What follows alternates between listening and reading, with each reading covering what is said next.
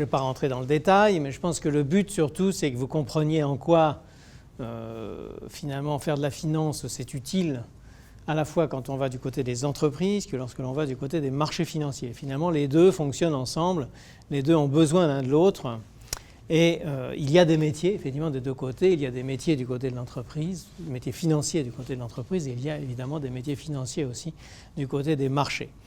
Et au centre de tout ça, il y a le système bancaire, il y a les banques qui ont un rôle majeur, et dans lequel il y a aussi beaucoup de métiers, et justement parce que les banques vont faire le lien entre des clients qui sont pour la plupart des entreprises ou des investisseurs, et les marchés eux-mêmes qui fonctionnent avec leur propre logique, mais qui en même temps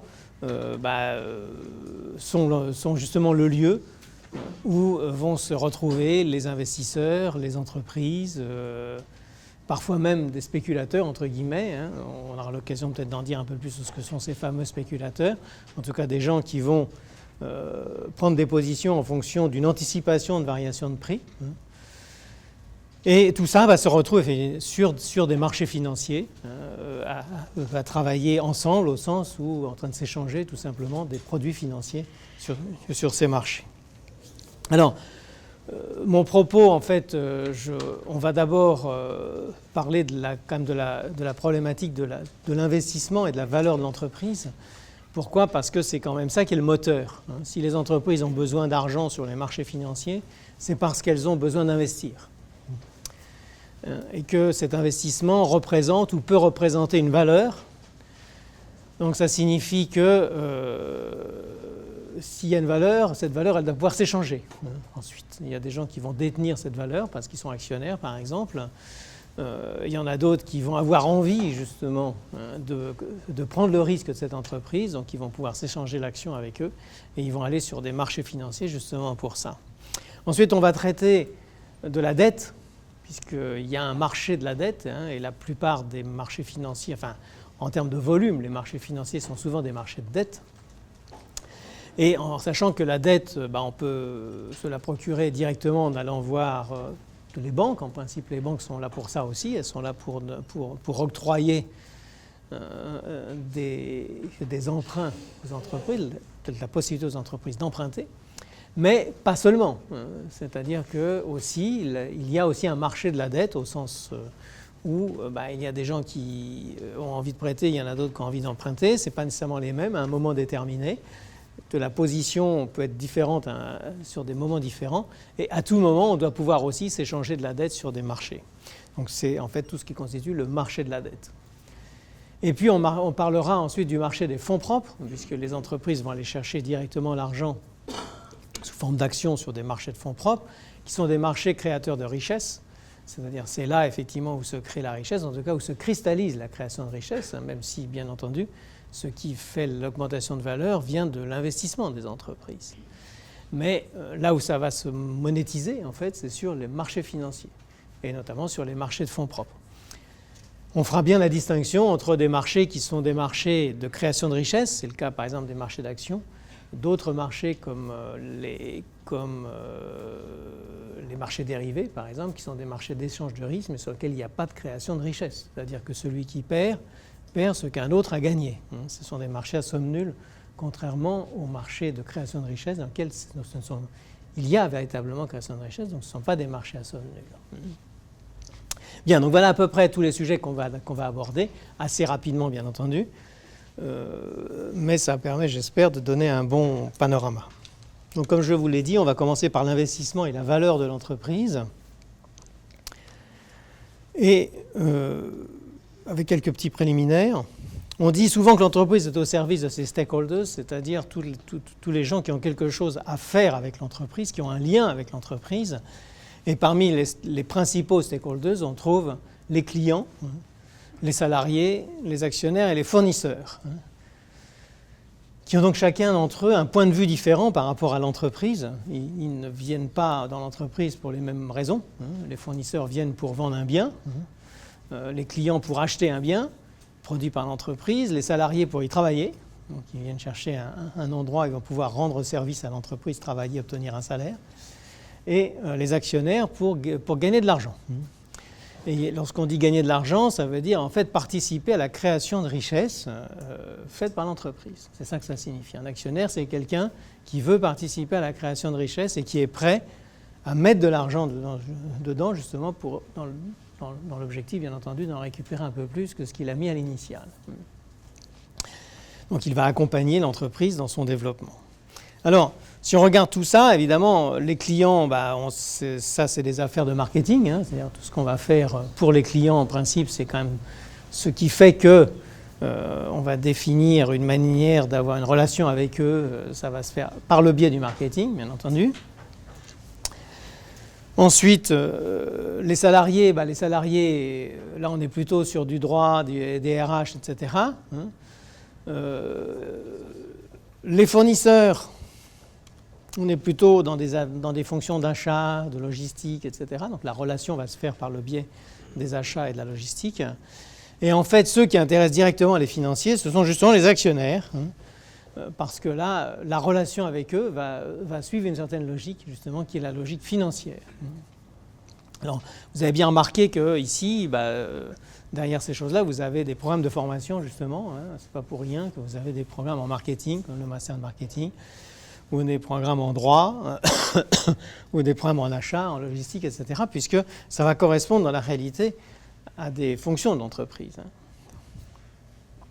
Donc nous, on va se concentrer sur la finance, et la finance, elle est au service des actionnaires, il ne faut pas l'oublier. Ce que veulent faire des financiers fondamentalement, c'est maximiser la richesse des actionnaires. Ils sont là pour ça, ils sont mis en place pour ça. Une direction financière a pour simplement comme objectif de faire en sorte que les actionnaires soient satisfaits. Ensuite, pour qu'ils soient satisfaits, il faut évidemment que l'entreprise soit liquide, donc à chaque fois qu'elle a besoin d'argent, elle en trouve. Sinon, ça va arrêter par exemple le cycle d'investissement, parce qu'on veut investir et il n'y a pas d'argent pour le faire. Donc c'est évidemment de la responsabilité du directeur financier de trouver l'argent nécessaire. Autrefois, on appelait ça un intendant. Celui qui faisait en sorte qu'il y ait l'argent nécessaire, c'était un intendant. En fait, le directeur financier est aussi, dans une partie de sa tâche, est aussi un intendant. Mais il est aussi, tout simplement, au service des actionnaires pour faire en sorte qu'ils puissent augmenter leur richesse, tout simplement. Il ne faut pas l'oublier. Alors, la source de création de cette valeur, en fait, c'est l'investissement. Il n'y a rien d'autre dans l'entreprise qui crée de la valeur que l'investissement. Et vous savez que financièrement, on dit qu'un investissement, c'est une mise de fonds initiale avec un espoir de rentrée de fonds ultérieure. Ça, c'est une définition qui est très générale, mais c'est une définition de financier, justement, et qui ramène tout de suite les choses, finalement, à des flux d'argent. Donc, mise de fonds initiale, c'est un flux d'argent. Les actionnaires vont mettre de l'argent, et ils ont l'espoir d'en récupérer, si possible plus, ultérieurement. C'est un espoir, donc ça veut dire qu'il y a un risque derrière. Ça peut se faire, mais ça peut ne pas se faire. Ils peuvent très bien ne pas récupérer toute leur mise, ou ils peuvent même ne rien récupérer du tout. C'est dans la logique des choses, et ça veut dire que l'actionnaire, en fait, est dans la même logique que dans la logique de l'investissement. Donc l'actionnaire, en fait, c'est un investisseur pour l'entreprise. Ensuite, puisque c'est une suite de flux d'argent, en fait, on peut mettre tout ça dans une suite de flux. C'est ce que font habituellement les financiers, de représenter les investissements comme des suites de flux d'argent. Et il y a création de valeur dès lors que la somme de tous les flux futurs est supérieure au flux initial, donc à la mise de fonds initiale. C'est pas plus compliqué que ça. Alors, en fait, c'est un tout petit peu plus compliqué, comme vous le savez, puisque là-dessus va venir se greffer le problème de l'actualisation, puisque malheureusement, ou heureusement, je ne sais pas, on peut le voir comme on veut, lorsqu'on met de l'argent quelque part, ce n'est pas la même chose si on récupère cet argent l'année prochaine ou si on le récupère dans 10 ans. Et qu'a priori, on a toujours une préférence à le récupérer le plus vite possible. Par conséquent, puisque c'est comme ça, eh bien, ça veut dire effectivement que le flux dans 10 ans n'a pas la même valeur que le flux dans un an. Et donc, pour pouvoir en faire une somme, il va falloir leur donner à peu près la même valeur, et pour ça, on est obligé d'actualiser les flux lointains. Donc ça, c'est la problématique de l'actualisation, qui est toujours présente dans tous les calculs d'investissement, entre guillemets. On est obligé, bien entendu, de faire la différence entre le flux qui va arriver demain du flux qui va arriver dans 5 ans ou dans 10 ans, bien entendu. Derrière ça, il va y avoir toute une problématique du taux d'actualisation, qui est une problématique purement financière, puisque dans ce taux d'actualisation, on doit prendre en compte aussi le risque. Parce qu'on a dit que l'actionnaire, en fait, c'est quelqu'un qui a un espoir de rentrée de fonds dans le futur. En conséquent, l'espoir veut dire que ça peut se réaliser ou ne pas se réaliser, donc il y a une vraie notion de risque. Il va falloir incorporer finalement dans la manière dont on va pénaliser le flux futur, il va falloir incorporer justement cette notion de risque dedans. Donc qui dit finance dit toujours gestion du risque. On ne peut pas imaginer de la finance non risquée. Ça ne peut pas exister. Parce que justement, on est, dès lors qu'on cherche à créer de la valeur, on est dans quelque chose qui est risqué par nature. C'est un espoir de rentrée de fonds. Si vous n'aimez pas le risque, ne faites pas de la finance. Ça, c'est clair. Pour faire de la finance, il faut avoir au moins un certain goût pour le risque. En tout cas, il faut être prêt à prendre du risque pour gagner de l'argent. Sinon, on n'en gagne pas. Et sinon, on ne peut pas en gagner. Et si on en gagne sans prendre de risque, c'est inquiétant. Ça veut dire qu'il y a un problème quelque part. Et que ça ne va pas durer, par exemple. Vous savez qu'il y a des moments, par exemple, où il est possible de faire des arbitrages quasiment sans risque entre deux marchés. Mais ça, par définition, ça ne peut pas durer. Parce que si ça existe, quelque part, à un moment déterminé, tout le monde va se précipiter dessus et ça ne va plus exister. Donc, nécessairement, il faut qu'il y ait du risque. Si vous voulez vous enrichir, il faut prendre du risque. Je le dis également par rapport aux métiers. C'est-à-dire, si vous voulez faire des métiers financiers, il faut que vous ayez quand même une forme de goût du risque, déjà. C'est-à-dire que vous allez travailler sur des choses risquées. Mais ça veut dire aussi qu'il faut que vous soyez prêt à mettre en risque aussi votre propre situation. On dit souvent que les financiers gagnent beaucoup d'argent. Certains vont même jusqu'à dire qu'ils en gagnent trop. On ne va pas rentrer dans cette polémique, j'en sais rien. Mais ce qui est clair, c'est que la contrepartie, c'est le risque. Pourquoi ils gagnent beaucoup d'argent ? Parce qu'ils prennent des risques. Vous rentrez dans des métiers qui sont des métiers risqués aussi, c'est-à-dire des métiers dans lesquels rien n'est figé. Aujourd'hui, la finance, on fait la même finance partout dans le monde. C'est une des premières grandes familles de métiers complètement globalisées, au sens où tout le monde fait pareil. Et la protection du salarié qui fait de la finance, ça existe peut-être un petit peu en France, mais ailleurs, ça n'existe pas. Et probablement, ça n'existera jamais. Enfin, en tout cas, pas dans un horizon qui correspond à votre échelle de vie. Donc, préparez-vous à prendre des risques. Et préparez-vous à ce que peut-être que vous êtes très bon et peut-être que vous allez travailler pendant 5 ans à Londres avec le plus grand succès et puis qu'un jour, votre patron va vous dire « Écoute, finalement, le desk dont tu t'occupes n'est pas très intéressant. On a trouvé quelque chose de plus intéressant. Donc, on ferme le desk. Donc désolé, mais va chercher du boulot ailleurs. » Et ça ne veut pas dire que vous êtes mauvais. Ça veut dire que tout simplement, à un moment déterminé, vous ne répondez plus aux besoins. Alors peut-être que vous pourrez répondre aux besoins ailleurs, et donc à vous d'aller chercher. C'est normal que dans la carrière d'un financier aujourd'hui, on passe par des moments où on réussit bien, et puis des moments où on se retrouve à la porte. Non pas parce qu'on est mauvais, mais simplement parce que les choses s'organisent différemment, et c'est comme ça. Donc je le dis aussi parce que je pense que si vous êtes là, c'est parce que la finance vous intéresse, a priori. Et si elle vous intéresse, soyez conscient que dans les métiers de la finance, il y a toujours du risque. Alors, il y a la problématique ensuite des coûts des ressources. Les entreprises, évidemment, vont chercher des ressources.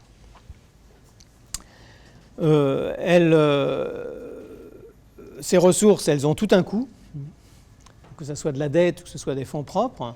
Tous les gens qui vont mettre de l'argent à disposition de l'entreprise, ils vont demander une rémunération, qui est assez logique. Donc ça veut dire que ce fameux taux d'actualisation qu'on va exiger en fait des flux futurs, il est nécessairement dépendant aussi de ce que veulent les investisseurs, c'est-à-dire ce que veulent, ou les bailleurs de fonds, on peut les appeler comme ça, c'est-à-dire tous ceux qui vont mettre de l'argent dans l'entreprise, que ce soit les créanciers ou les actionnaires. Ça peut être aussi, lorsqu'on parle justement d'investissement, ça peut être aussi investir par rapport à ne pas investir, c'est-à-dire investir par rapport à placer, par exemple. Dans ce cas, ça veut dire que la notion de taux d'opportunité aussi a du sens. Donc on peut mettre aussi derrière un taux d'actualisation une notion d'opportunité en disant j'ai l'espoir de rentrer de fonds futurs, mais il faut au moins que ça rapporte ce que me rapporterait cet argent si je le mettais demain dans un produit de placement. Donc pour moi, c'est vraiment cet investissement constitue une opportunité par rapport à ce placement.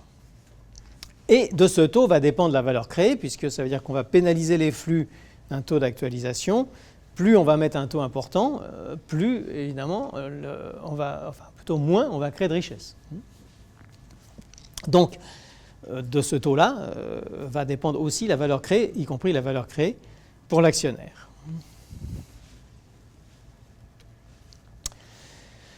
D'où cette notion de valeur de marché, qu'ont tous les actifs, et donc qu'ont tous les actifs des entreprises. Donc, dès lors qu'une entreprise détient un actif quelconque, son actif, ça peut être justement un outil industriel, par exemple. C'est un actif pour l'entreprise. C'est-à-dire qu'on va pouvoir définir une valeur de cet outil industriel par rapport au flux futur d'argent que cet outil va générer en les actualisant. Et c'est pourquoi on va trouver une formule de ce type-là pour calculer la valeur dans laquelle on va trouver ici le R comme étant le taux d'actualisation. Ça veut dire que derrière le R, il y a une attente de rentabilité de la part des bailleurs de fonds. Et donc ça signifie que ce taux, il est dépendant de ce qui se passe sur le marché. Puisque les bailleurs de fonds, ils peuvent mettre de l'argent dans beaucoup d'entreprises. Et s'ils ne savent pas trop où aller mettre de l'argent, ils vont aller naturellement sur un marché d'actions où ils vont pouvoir trouver des entreprises à acheter. Et là, ils vont mettre leurs exigences en termes de rentabilité. Donc ça veut dire que derrière ça, il y a bien une notion de valeur qui est dépendante du marché financier. Donc finalement, là, on vient de voir que, en fait, c'est quelque chose qui fonctionne dans les deux sens. C'est-à-dire que l'entreprise crée de la valeur et cette valeur va se retrouver sur le marché, mais que d'un autre côté, les exigences du marché vont permettre à l'entreprise de créer plus ou moins de valeur. Si les exigences du marché sont très élevées, ça veut dire qu'on va pénaliser les flux futurs plus dans la formule qui est là. Et par conséquent, ça veut dire que la valeur créée, la valeur financière de l'actif va être moins grande, parce qu'on aura simplement un R ici qui est au dénominateur qui va être plus grand. Donc, il y a un lien permanent en fait entre les deux. Et ça veut dire également que lorsque les actionnaires perçoivent du risque, ils vont pénaliser d'autant plus la création de richesse. On va créer d'autant moins de valeur qu'on va mettre un taux d'actualisation plus important, que le taux du marché va être plus important, parce que les actionnaires perçoivent un risque. Plus ils perçoivent de risque, plus ils vont demander une rémunération importante. Donc assez logiquement, ça veut dire qu'il y aura moins de valeur créée dans ce cas de figure.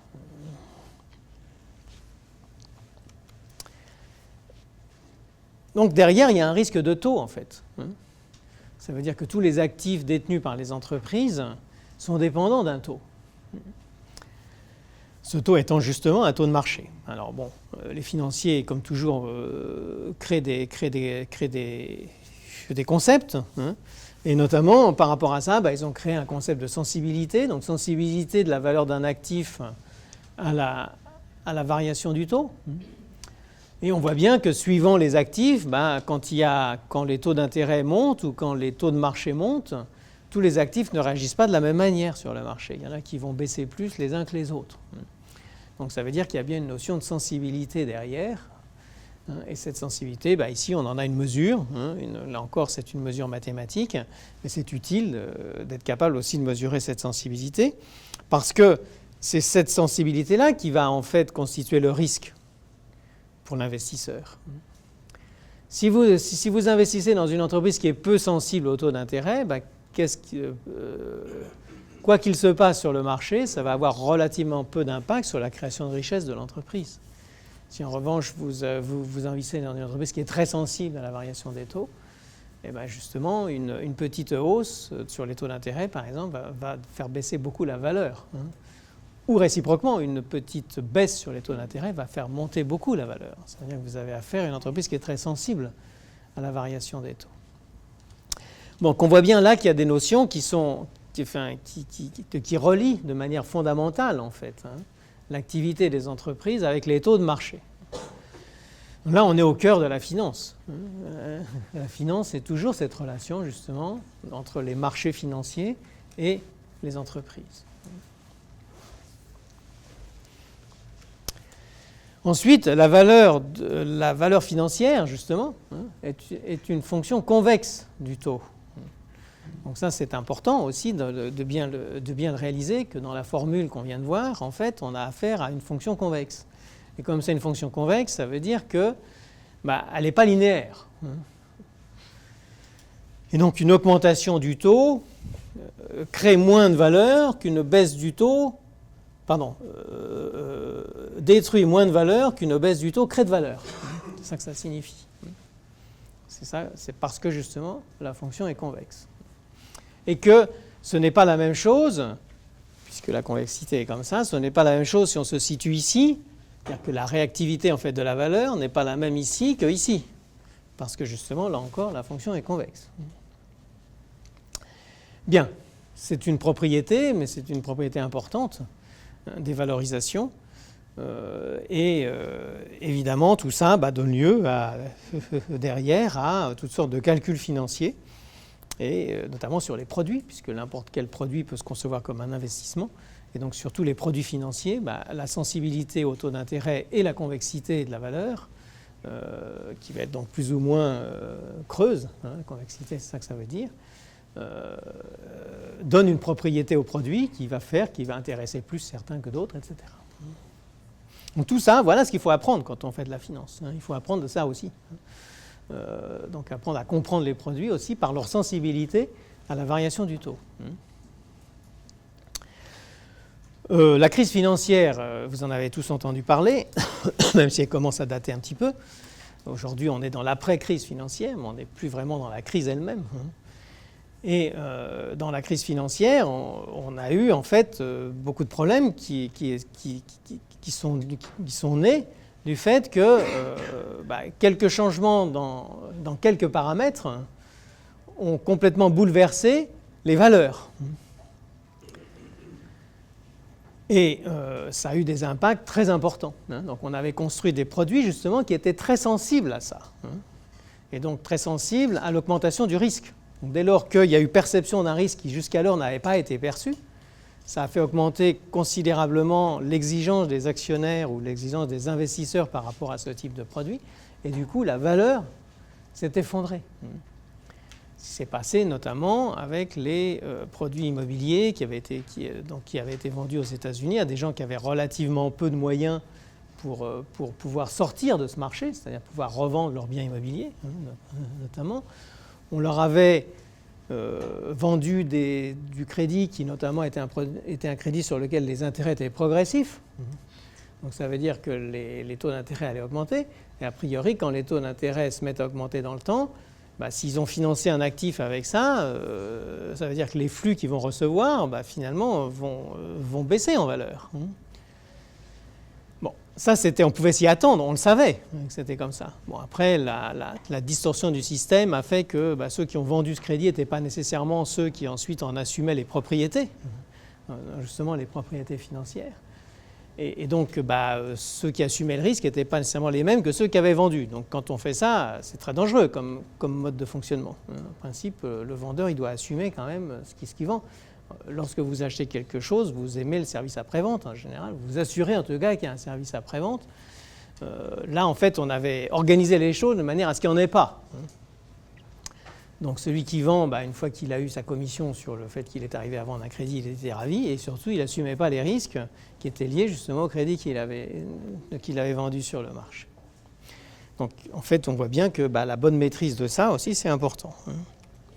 Alors maintenant passons au marché de la dette, sur lequel je ne vais pas évidemment rentrer en détail de toutes les dettes possibles et imaginables, mais là bien entendu il y a un lien fort entre l'entreprise et le marché qui se fait justement par le marché de la dette. Alors bien sûr, il faut parler d'abord de la dette bancaire. puisque naturellement les banques ont vocation à prêter de l'argent aux entreprises. Ce n'est pas une dette de marché proprement dite, même si dans la réalité, l'entreprise, elle fait son marché. Quand elle va chercher de la dette, généralement, elle ne va pas demander seulement à une banque, elle va demander à plusieurs banques leurs propositions, et elle va choisir celle qui lui paraît la plus intéressante. Ça veut dire que cette dette bancaire aussi, puisqu'elle est refinancée puisque les banques vont la refinancer sur les marchés, elle n'est pas non plus complètement indépendante de ce qui se passe sur les marchés financiers. La banque, pour pouvoir vous prêter de l'argent, il faut bien que d'un autre côté, elle ait acheté cet argent, entre guillemets. Donc soit elle a acheté des ressources parce qu'elle va l'utiliser à partir de ressources qu'elle a. Par exemple, si c'est une banque de détail, elle va utiliser une partie des comptes en banque qui constituent des ressources pour prêter de l'argent. Mais si c'est une banque d'investissement ou une banque d'affaires, ce qu'on appelle autrefois les banques d'affaires, investment bank en anglais. Donc ces banques-là n'ont pas de ressources propres, ça veut dire que toutes les ressources dont elles ont besoin pour pouvoir prêter de l'argent, elles vont aller les chercher sur le marché. Donc elles vont être dépendantes du marché. Et elles vont refacturer à l'entreprise une prestation, c'est-à-dire un taux d'intérêt, dans lequel il va y avoir à la fois le taux de référence, c'est-à-dire finalement ce que leur aura coûté l'argent d'un côté, et puis une marge, parce qu'évidemment, elles ne font pas ça pour rien, ce qui est normal, il faut bien qu'elles vivent. Et donc ici, par exemple, là j'ai cité un certain nombre de taux de référence, qui sont donc des taux qui sont utilisés justement pour le crédit bancaire et qui vont servir pour définir la rémunération que les banques vont demander pour prêter de l'argent, par exemple. Il peut y avoir aussi dans la dette bancaire le financement des créances. Les entreprises vendent à des clients, les clients ne les payent pas nécessairement immédiatement. Donc si elles veulent mobiliser cet argent tout de suite, en attendant que le client paye, elles vont pouvoir obtenir un crédit auprès de la banque. Ça, c'est le fameux crédit de mobilisation de créances, qui peut prendre des formes variées suivant les pays, etc. Mais le mécanisme est toujours le même. Et ça veut dire là, en fait, que la banque va vraiment être un appui, puisqu'elle va aider l'entreprise à transformer ses ventes en cash le plus vite possible. Et donc c'est un service fondamental que la dette bancaire, en l'occurrence, va pouvoir procurer aux entreprises. Alors, on peut parler des swaps aussi. Je ne vais pas nécessairement traiter le sujet dans le détail. Mais les swaps sont aussi des produits qui montrent comment les banques peuvent apporter un vrai service aux entreprises en diminuant en fait le taux du crédit par un mécanisme qui est un mécanisme d'échange en fait entre les taux variables par exemple et les taux fixes. Donc, dès lors qu'une entreprise n'a pas accès aux mêmes conditions de marché qu'une banque, c'est-à-dire ne va pas se procurer l'argent au même prix que la banque va pouvoir faire bénéficier quand même l'entreprise par le biais justement du swap, du fait qu'elle a des meilleures conditions qu'elle pour se fournir de l'argent sur le marché. Donc ça, c'est tout à fait possible. Et il existe tout un marché, justement, qui est le marché des swaps, qui est organisé par les banques et qui permet aux banques de faire mieux, c'est-à-dire de vendre à des meilleures conditions du crédit aux entreprises. Bon, ici, on peut le faire très très vite, simplement pour avoir une petite idée, justement, que ça peut être un vrai plus. Donc on va prendre un tout petit exemple. Si on suppose une entreprise A, par exemple, qui veut emprunter 100 millions à taux fixe sur 5 ans, qui a ces conditions-là, c'est-à-dire si elle emprunte à taux fixe, elle va emprunter à 7%. Et d'autre part, si elle veut emprunter à taux variable, elle va avoir du taux annuel monétaire, TAM, plus 0,5%. Le TAM ici étant un taux de référence. D'autre part, on a une banque, B, qui, elle, peut emprunter à taux fixe à 5 ans au bout de 6%, au taux de 6%, mais emprunte actuellement un taux variable directement au TAM. Donc, c'est-à-dire qu'elle a des meilleures conditions, à la fois en taux fixe et en taux variable, que l'entreprise en question. Donc, pour tirer avantage de ça, en fait, B va emprunter, parce qu'elle emprunte moins cher à taux fixe et également moins cher à taux variable. A va emprunter à taux variable alors qu'elle veut initialement du taux fixe. Elle va swapper avec B le TAM contre un taux fixe. Par exemple 6,25, qui est un petit peu plus que les 6% en question, mais moins que les 7% qui étaient en fait les conditions initiales que l'entreprise A pouvait avoir. Et B va emprunter 100 millions de plus qu'elle n'avait pas initialement prévu, à taux fixe, c'est-à-dire là aussi, il y avait des conditions meilleures sur le marché, et 100 millions de moins à taux variable. Le résultat de cette opération, en fait, c'est que, justement, par le biais de cet échange des taux, ça va permettre, en fait, à l'entreprise A, qui va emprunter donc à TAM plus 0,5,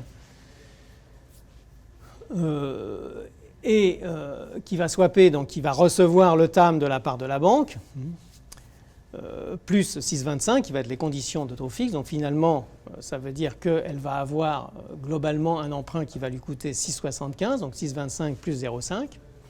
Et d'autre part, du côté de la banque va emprunter à 6%, qui sont des conditions initiales, et elle va prêter donc à 6,25, et elle va encaisser le TAM qui lui est justement versé par l'entreprise. Et dans ces conditions donc de marché, on voit que en fait, ça va finir par lui coûter seulement TAM moins 0,25. Ça veut dire que la banque a amélioré ses conditions d'emprunt sur le marché et l'entreprise a de l'argent moins cher que prévu. Donc tout le monde est gagnant lorsqu'on fait un swap. Et ça, c'est le but, c'est que les deux parties soient gagnantes.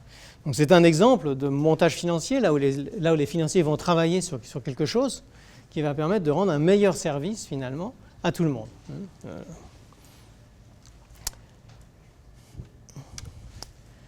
Ensuite, on a le crédit bail qui est aussi un mode de financement important pour les entreprises. En fait, on va faire intervenir un crédit bailleur au milieu. On veut acquérir un bien, une chaîne de montage par exemple. On n'a pas les moyens pour l'acheter. On va demander à un investisseur de le faire pour son compte et on va louer ce bien à l'investisseur. Donc cet investisseur, on va l'appeler le crédit bailleur. C'est un intermédiaire en fait. L'avantage, c'est qu'il va pouvoir financer à 100%. C'est quelque chose qui est très approprié, par exemple, à l'immobilier, notamment à l'immobilier d'entreprise. Comme vous savez, souvent, pour obtenir de la dette pour de l'immobilier, la banque accepte de vous financer à 70 ou 80% grand maximum, mais pas à 100%. Si vous faites intervenir un crédit bailleur, ça va vous permettre de financer à 100% le bien et donc de ne pas mettre de fonds propres du tout dans le bien en question. Donc là encore, des métiers derrière, des gens qui vont avoir pour objectif de se mettre en position entre l'entreprise et la banque pour acheter un bien pour le compte de l'entreprise, par exemple. Et puis la dette de marché, qui est celle qui, par définition, peut concerner beaucoup de monde, qui est évidemment en surautorisation, ici l'autorité monétaire, pour émettre sur le marché, qui peut avoir des profils complètement différents, c'est-à-dire avec remboursement, avec paiement des intérêts en totalité à la fin, ou donc là on est dans le zéro coupon, ou avec simplement un remboursement en totalité à la fin, on est dans le profil in fine, etc.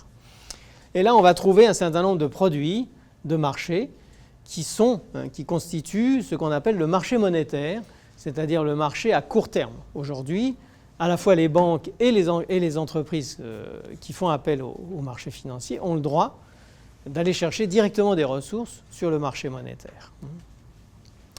C'est un gros avantage pour elles. Et on est arrivé là par le biais de la désintermédiation, ce qu'on a appelé la désintermédiation bancaire, qui date grosso modo d'il y a une trentaine d'années. Enfin, elle a commencé il y a une trentaine d'années, cette désintermédiation, qui permet aujourd'hui aux grandes entreprises d'aller chercher directement l'argent sur le marché, de ne pas avoir besoin de passer par une banque pour ça. C'est pourquoi on a désintermédié, puisqu'on a enlevé l'intermédiaire banque qui avant était au milieu. Une grande partie, dans la plupart des pays aujourd'hui, on a cette possibilité pour les entreprises d'aller chercher directement l'argent sur le marché. Ça veut dire que les gens qui sont dans les directions financières, et notamment les gens qui sont dans la trésorerie de l'entreprise, vont avoir besoin de bien connaître le fonctionnement de ces marchés, puisque c'est là où ils vont aller se fournir les ressources dont l'entreprise a besoin pour fonctionner.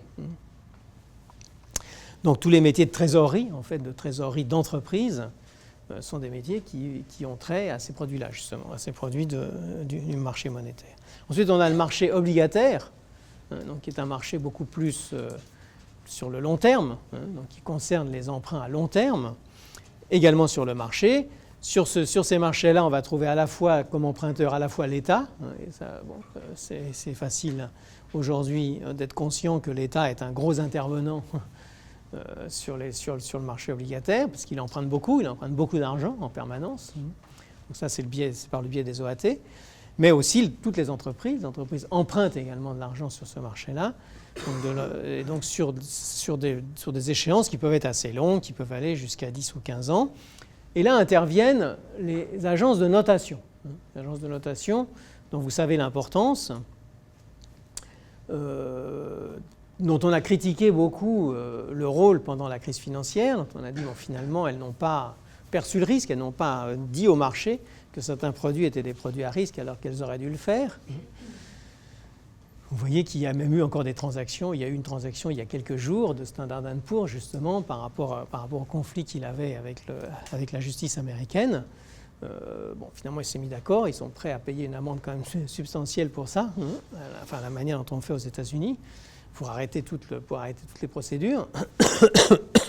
Et là, on était bien. En fait, pourquoi Standard & Poor's a accepté de payer cette amende, parce que justement, elle voulait en terminer avec ce reproche finalement qu'on lui fait de ne pas avoir suffisamment pris en considération le risque d'un certain nombre de produits qui avaient été vendus un peu partout dans le monde d'ailleurs, et qui, comme étant des produits peu risqués, donc ça veut dire avec des rémunérations qui allaient avec relativement peu de risques, et qui en réalité se sont révélés être bien plus risqués. Il s'agit notamment de tous ces produits de créances qui étaient adossés justement sur le subprime. Donc pour toute émission, on a besoin d'une agence qui doit donner le risque, en fait, qui doit dire au marché vous pouvez émettre à ce prix-là parce que vous êtes dans telle catégorie de risque. Là encore, pour faire ce métier-là, il faut des analystes, il faut des gens qui soient capables d'analyser le risque. Il y a des débouchés, bien sûr, dans ces métiers. Souvent, les analystes des agences de notation sont des très bons analystes en termes de qualité technique.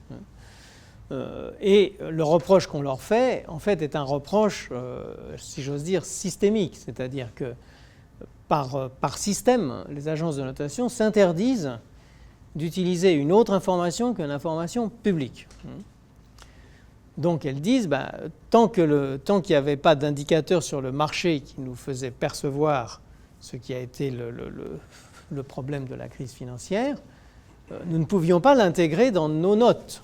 Dès lors que la crise a éclaté, on l'a intégré, parce que l'information était publique. Par ce biais-là, on aboutit aussi à ce qu'on appelle la structuration du financement. Et là encore, il y a beaucoup de métiers derrière la structuration.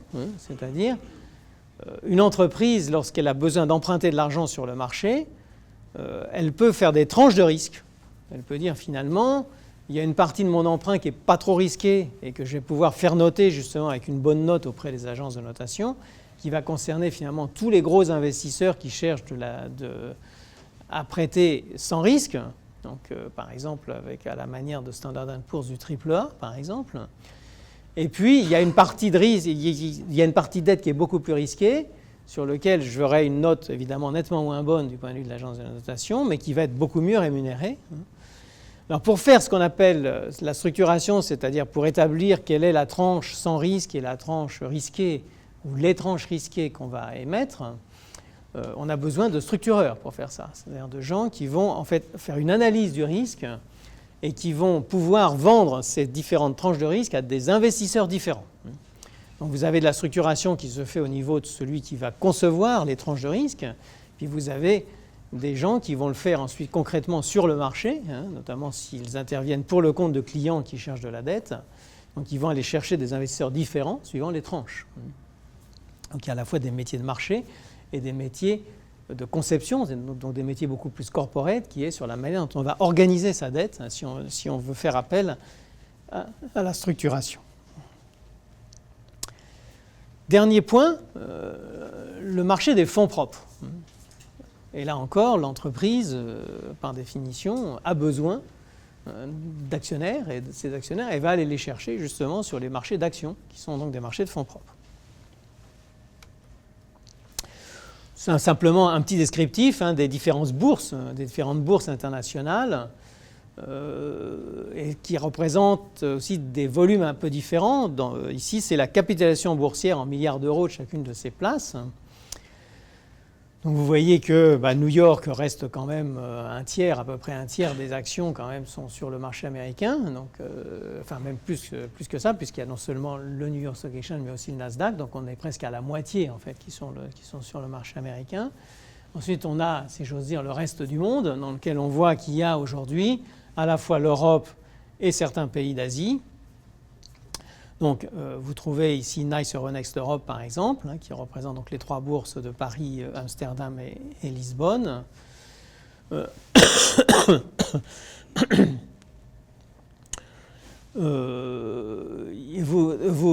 avez le London Stock Exchange, qui représente par définition le marché de Londres. Et puis après, vous avez donc un certain nombre de bourses asiatiques, comme le Tokyo Stock Exchange ou le Shanghai Stock Exchange ou la bourse de Hong Kong, etc., qui ont quand même aussi des valeurs significatives.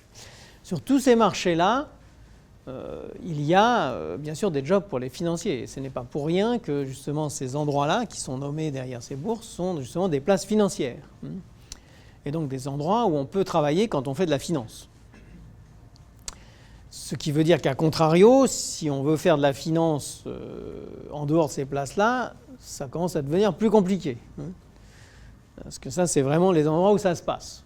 Donc les endroits où ça se passe, si vous voulez faire de la finance, vous allez habiter à Londres, à Hong Kong, à Tokyo, à Paris, à New York, éventuellement à Francfort, et puis aujourd'hui un peu aussi en Australie. Et puis si vous avez envie de passer votre vie aux Bahamas, il n'y a rien pour vous. Voilà. La finance aujourd'hui, ça se passe dans ces endroits-là. Alors, l'appel au marché financier,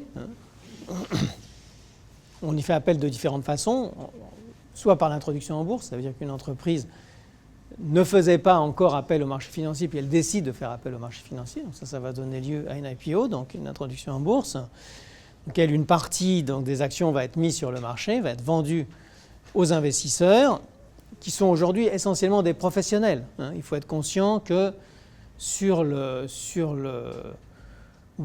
marché des actions aujourd'hui, on s'imagine toujours le petit porteur. Le petit porteur, il a une influence toute petite, même complètement marginale par rapport au marché. Aujourd'hui, l'essentiel des actionnaires sur les marchés sont des investisseurs. Les investisseurs, c'est qui? C'est les fonds de pension, c'est les fonds souverains, c'est des compagnies d'assurance, donc des gens qui, par définition, ont du cash, ont beaucoup de cash, simplement parce qu'ils perçoivent du cash par rapport à leur métier, le métier qu'ils exercent. Un assureur, par définition, il encaisse des primes, ensuite il doit placer l'argent parce que le jour où il a besoin de payer un sinistre, il va falloir qu'il aille chercher l'argent quelque part. Donc il faut qu'il ait des actifs en contrepartie de ça. Même chose pour un fonds de pension, il est engagé à verser des retraites dans 30, 40 ou 50 ans à ses cotisants, donc il va recevoir des cotisations, il va falloir qu'il place l'argent le jour où il faudra qu'il rende cet argent sous forme de pension. Donc il faut être conscient que le nombre d'investisseurs ne fait que s'accroître dans le monde et qu'ils ont de plus en plus d'argent. Ce qui est logique puisque les classes moyennes au niveau mondial augmentent. Bon, les classes moyennes épargnent, ça veut dire mettre l'argent chez les investisseurs, et les classes moyennes pensent à leur retraite. Donc elles mettent de l'argent aussi dans les fonds de pension. Donc par définition, il y aura de plus en plus d'argent à gérer, c'est-à-dire que de plus en plus d'investisseurs vont devoir décider de ce qu'elles vont faire de cet argent. Et en grande partie, elles le mettent effectivement sur les marchés d'actions. Donc ça, c'est une bonne nouvelle pour les financiers. Vous inquiétez pas, de l'argent, il y en a. Du cash, il y en a beaucoup. Et il y en aura de plus en plus.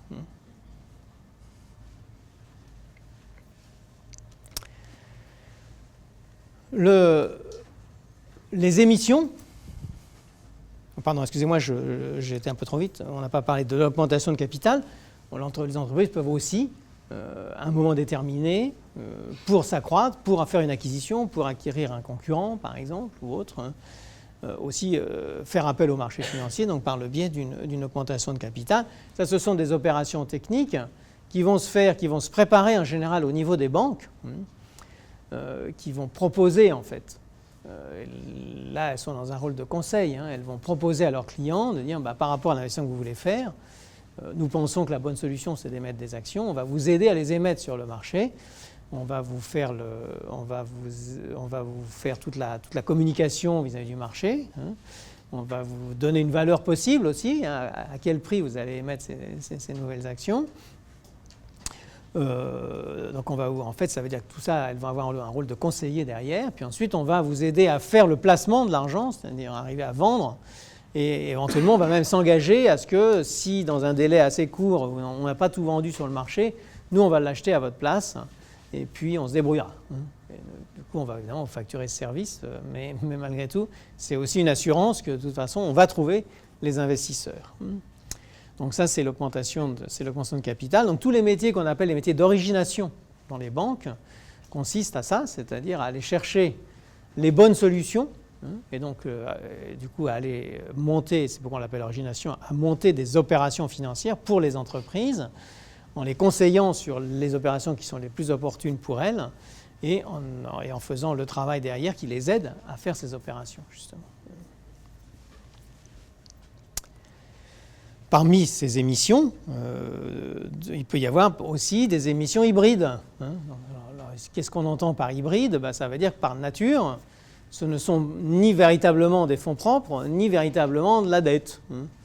Donc c'est un mix des deux, et ce sont des opérations aussi que les banques peuvent proposer, dans lesquelles elles se mettent là encore au service des entreprises. Les marchés aussi vont être au service de l'entreprise.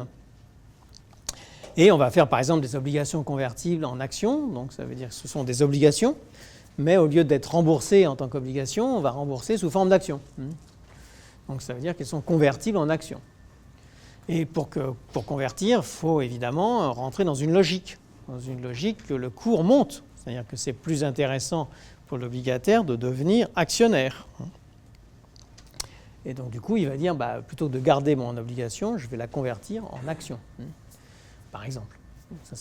Alors vous avez d'autres formes hybrides, vous avez des obligations à bande souscription d'actions, vous avez des océanes, obligations convertibles en actions nouvelles ou existantes, etc. etc. Je ne fais pas la liste parce que les financiers en inventent tous les jours des hybrides. Parce que les financiers sont des gens très imaginatifs, contrairement à ce qu'on pense. Souvent, les plus imaginatifs, ce n'est pas les gens du marketing, c'est souvent les gens de la finance. Et parfois, au dépend des autres d'ailleurs, parce qu'ils sont parfois un peu trop imaginatifs. Mais ce sont des gens qui ont besoin d'imagination, qui ont besoin de simplement parce qu'il faut apporter un service à l'entreprise. Et donc vous êtes toujours en train de chercher quel est le nouveau service que je peux apporter ou quel est le nouveau produit que je peux mettre en place qui va répondre aux besoins d'un investisseur, qui va chercher par exemple une rentabilité, mais en même temps il ne veut pas que la valeur soit réactive à telle ou telle de commodities, ou qui veut en même temps qu'il y ait un plancher, il veut quand même avoir une rémunération au plancher, etc. Donc vous allez avoir des investisseurs qui vont avoir des demandes très spécifiques et pour lesquels il va falloir concevoir un produit, c'est-à-dire faire en sorte de trouver quelque chose qui va réagir comme ça, qui va avoir le comportement qui est voulu par l'investisseur, donc un produit qui va se comporter comme l'investisseur le demande. Ça, c'est ce qu'on appelle des structureurs, les gens qui font ces métiers-là dans les banques. Et évidemment, on a aussi besoin de ça, clairement, de gens qui vont répondre à des demandes très spécifiques. Alors, les émissions hybrides participent un peu de cette logique, c'est-à-dire on essaie de monter des opérations dans lesquelles, finalement, tout le monde s'y retrouve. Les actionnaires font un peu mieux, plutôt les obligataires, lorsqu'ils convertissent, font un petit peu mieux que s'ils étaient restés obligataires. L'entreprise a de l'argent un peu moins cher que si elle avait émis des obligations classiques, donc elle est contente également. Et puis la banque a monté une opération intelligente, puisqu'elle est intelligente, évidemment, se fait rémunérer dessus, et donc elle est contente aussi. Donc finalement, il y en a pour tout le monde lorsqu'on monte ce genre d'opération. Petit exemple sur des émissions hybrides. Les émissions hybrides, comme on vient de le dire, par exemple ici une convertible, le cours de l'obligation convertible, en fait, il va se comporter comme ça. C'est-à-dire que c'est une obligation, donc si le taux du marché reste identique, la valeur de l'obligation ne devrait pas bouger. C'est ce qu'on appelle le prix de l'obligation nue. Et si le cours de l'action monte, ici, le cours de l'obligation convertible, en fait, il va épouser un petit peu les deux. Et il va à la fois prendre la tendance qui est liée à l'augmentation du cours de l'action, et en même temps, il va garder une forme de stabilité qui est lié au fait que les obligataires peuvent aussi garder leur obligation. Ce n'est pas obligatoire pour eux de devenir des actionnaires. Donc en fait, ils ont une assurance de toujours être obligataires et de recevoir un revenu à ce titre-là. Donc voilà, donc ça c'est quand tout va bien. Hein. Quand tout va mal, c'est comme ça. Mais quand tout va mal fait comme ça, c'est-à-dire que le cours de l'action va baisser ici en l'occurrence, mais là, vous voyez ici que là encore, le cours de l'obligation convertible, il n'y a pas de raison qui descende en dessous du cours d'une obligation tout court. Donc là encore, ça veut dire qu'on a créé en fait une assurance en faisant ça. On a garanti que vous aurez toujours au moins le rendement de l'obligation. Bon, voilà un type de produit qu'on peut concevoir et qui peut répondre justement à des besoins des entreprises. Donc à titre de conclusion, pour terminer, ce qu'on vient de voir, en fait tout ça, le but c'est de montrer que les marchés financiers, ils sont indispensables en fait à l'entreprise, que le lien entre les deux est très fort. C'est un lien permanent parce que l'entreprise elle a des besoins permanents d'investissement et que pour ça elle a besoin des marchés financiers pour pouvoir le faire. Qu'elle en a besoin à la fois pour son développement mais aussi pour sa liquidité parce que à chaque fois qu'elle a besoin véritablement de fonds, il va falloir qu'elle aille les trouver sur le marché financier. Ensuite, qu'il y a toujours derrière tout ça une notion d'exigence de rentabilité, c'est-à-dire qu'il y a toujours des gens qui vont accepter de prendre du risque et donc ils demandent une rémunération pour le risque qu'ils prennent, nécessairement. Donc ça veut dire qu'il y a une vraie logique financière derrière tout ça et cette logique-là, il faut l'apprendre, c'est-à-dire que ce n'est pas inné, même si on a tous des bons réflexes. Généralement, les réflexes de financiers sont assez simples. Donc on a tous des bons réflexes, mais ça ne suffit pas, il faut aller plus loin. Il faut comprendre justement cette logique financière. Il faut la maîtriser, ça veut dire que derrière, il va y avoir beaucoup. Vous voyez que derrière tout ça, et comme il y a beaucoup de notions de valeur, et de sensibilité de la valeur à des évolutions de taux d'intérêt, etc. Tout ça, ça nécessite beaucoup de travail justement sur l'évaluation, ce qu'on appelle le pricing. Et donc une grande partie aussi, quand on vient faire des études en finance, c'est d'apprendre à pricer des produits. Donc de voir en fait quel modèle on va mettre derrière pour représenter le produit tel qu'on l'a défini. Ça, bien sûr, c'est des choses que vous verrez si vous faites de la finance ici à l'ESSEC.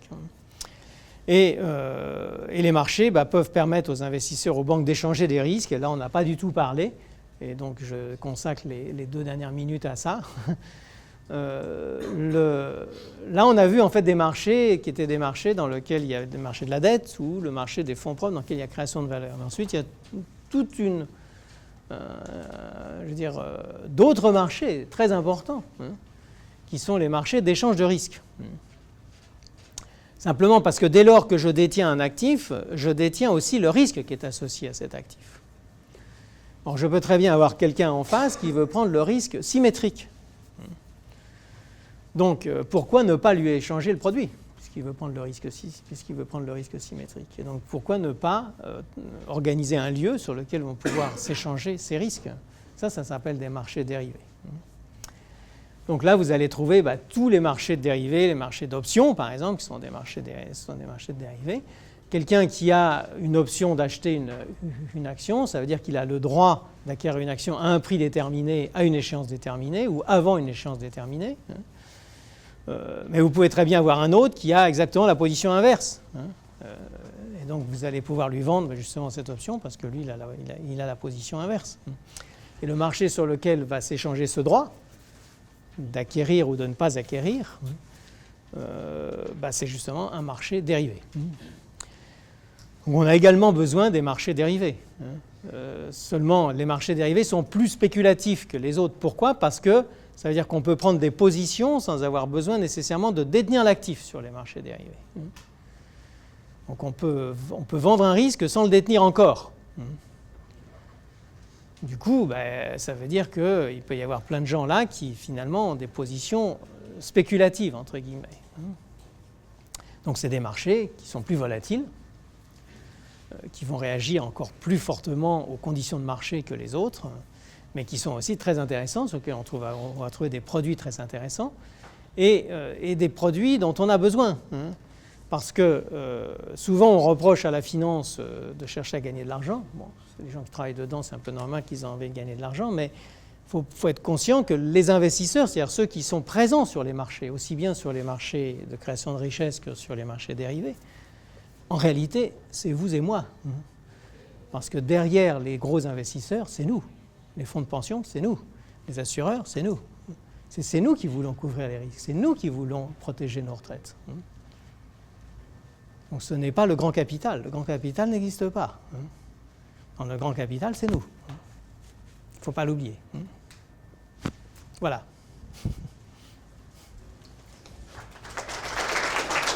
Merci.